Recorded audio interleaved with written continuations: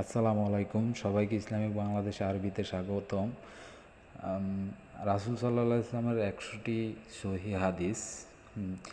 1 নম্বরে, যারা সুদ খায়, যারা সুদ দেয়, যারা সুদের সাক্ষী হয় এবং যারা সুদের আদান প্রদান লেখে, নবী করিম সাল্লাল্লাহু আলাইহি ওয়াসাল্লাম তাদের সকলকে অভিশাপ করেছেন।